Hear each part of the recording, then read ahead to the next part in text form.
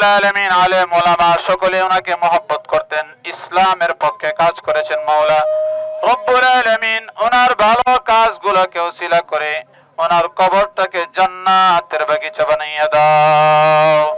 তিনবারের সাবেক প্রধানমন্ত্রী দেশনেত্রী বেগম খালেদা জিয়ার জন্য আমাদের গাজীপুর মহানগরের বিভিন্ন থানা এবং ওয়ার্ডব্যাপী দোয়ার আয়োজন হচ্ছে এবং আজকে আমরা এখানে 28 নং ওয়ার্ডে এই দোয়ার আয়োজনে আমি উপস্থিত হলাম এবং আরও কিছু দোয়ার অনুষ্ঠান আছে। এই 28 নং ওয়ার্ডে মোট 5টি দোয়ার আয়োজন হয়েছে।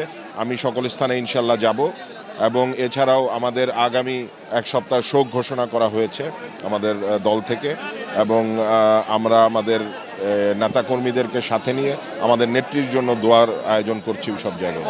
আমাদের নেত্রী তার সারাটি জীবন উনি উৎসর্গ করেছেন বাংলাদেশের মানুষের জন্য।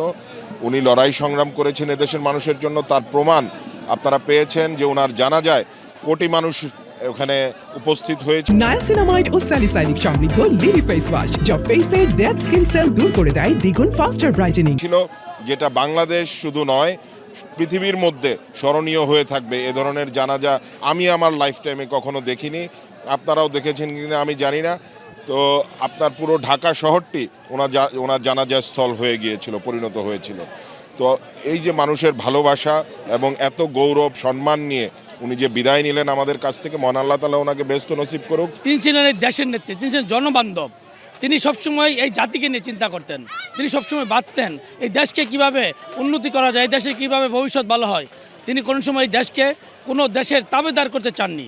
তিনি চেয়েছিলেন এই দেশ একটি স্বাধীন সার্বভৌম রাষ্ট্র হিসেবে থাকুক, বিশ্বের দরবারে মাথা উঁচু করে থাকুক। তার জন্য তিনি আমরণ সংগ্রাম করে গেছেন। তারই ফলশ্রুতিতে 31শে ডিসেম্বর এই জনশ্রুতি প্রমাণ করে, বিশ্বের সর্ববৃহৎ জানাজায় প্রমাণ করে তিনি জনগণের কোথায় ঢুকেছিলেন। তিনি জনগণের অন্তরের মাঝে ঢুকেছিলেন, অন্তরে ভালোবাসার মধ্যে ঢুকেছিলেন। এই জন্য আমরা চাই এই নেত্রীর জন্য আমরা মন খুলে দোয়া করব, আল্লাহ যেন তাকে জান্নাতের সর্বোচ্চ মাকাম জান্নাতুল ফেরদাউস নসিব করে।